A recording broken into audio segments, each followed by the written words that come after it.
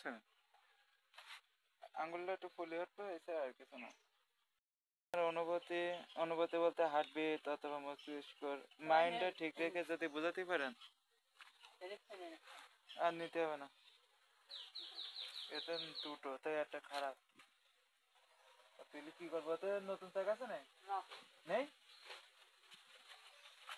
ওটা যদি ওদের বোঝানো যায় যে আমি ওদের কোনো ক্ষতি করব না, তাহলে সমস্যা নেই। তাহলে কোনো অসুবিধা নেই।